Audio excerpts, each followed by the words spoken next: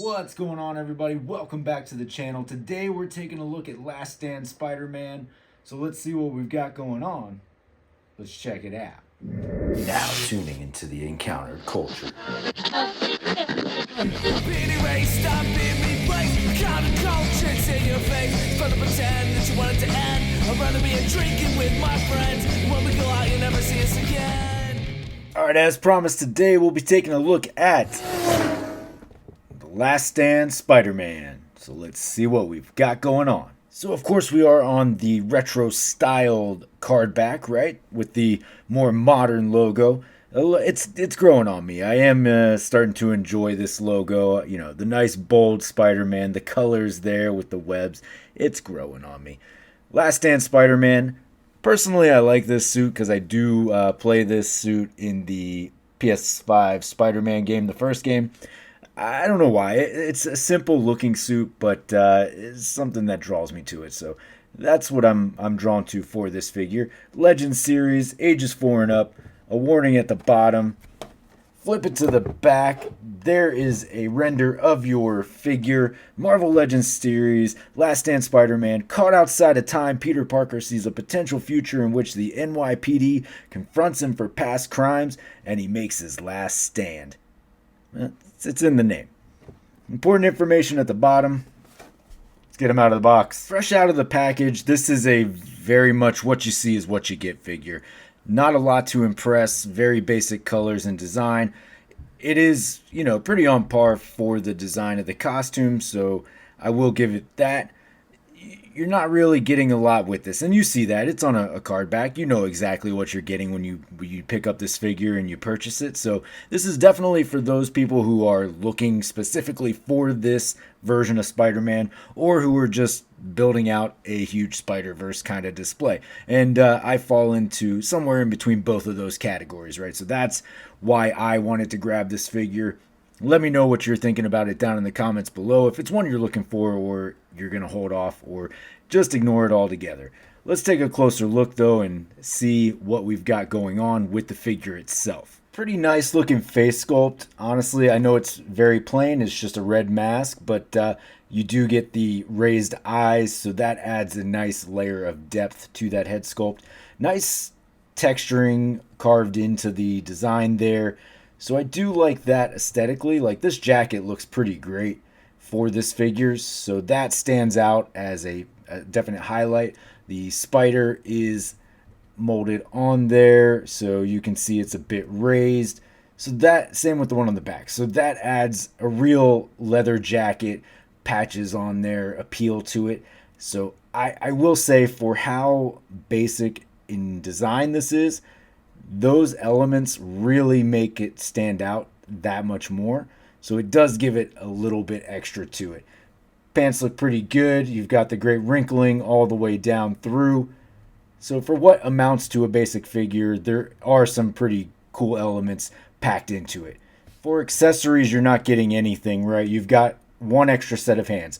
So you do have your open hands, and you have your set of fists. So no extra heads, no accessories, 2 sets of hands, that's all. As far as your articulation goes, the head, he'll look down pretty far, so he is on this sort of double neck system. So you see the dumbbell on each end there. It does give you a pretty sizable gap down at the base of the neck, so I don't love that.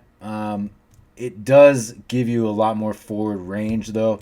Backwards, you are going to be limited by the collar. Something like this, though, does make you wonder even more why on Tombstone he had that neck plug system that he has. But I'll move on from there. So down that far, he'll look up to about there. Of course, side to side, you get a lot of range because of the neck system on this particular figure. It's just that gap that I'm not a huge fan of.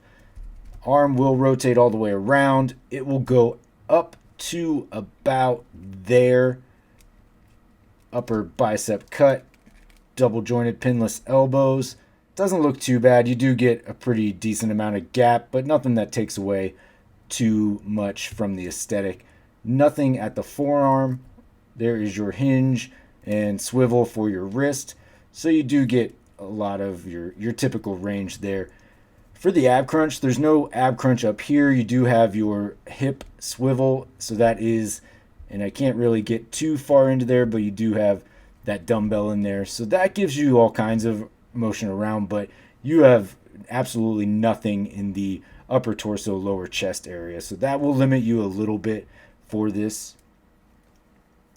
Leg will kick out to about there, out to about there, and not back very far. Double jointed pinless knees. Of course, the gap on the knee only looks bad from that point. This is something, this is such a very particular complaint, so not something that I'm hugely concerned with. Upper thigh cut and nothing at the boot. And you do have your hinge and swivel down at your ankle, which gives you everything you're used to. Nice boot design down there. Makes for easy standing. For your size comparison, I do have him backed up against the Pizza Spidey and the Amazing Fantasy Spidey. Gives you a little bit of an idea of where he falls into. He is taller than your Amazing Fantasy Buck, but about the same height as your Pizza Spidey. Although he does have the bigger build, so he is a little bit fuller in his size and stature. So pretty good height.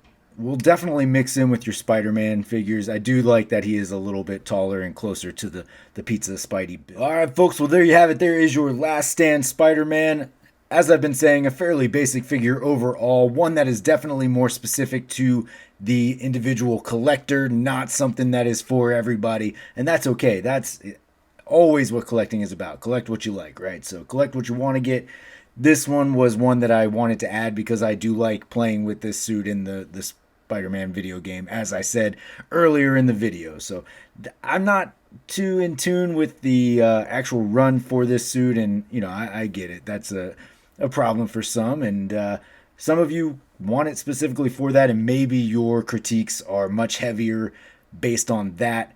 Aesthetically, it works well enough for me for the video game, and that is my main draw to this particular version of Spider-Man. So that's that. Appreciate you for checking out the video. Hopefully you got something out of this. If you were on the fence about this figure, if you're deciding to wait on it or skip it altogether, love to hear your thoughts about it down in the comments below. What do you think about this? Is this something that met the mark for you? Did it totally miss it completely? If you are a fan of this run, talk to me about that. Certainly like to hear that. But either way, thanks for checking out the video. Of course, you can always find me on any of these socials down here.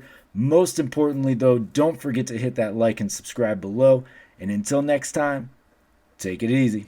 I'm being erased, I'm being replaced. Counterculture in your face. It's fun to pretend that you want it to end. I'd rather be a drinking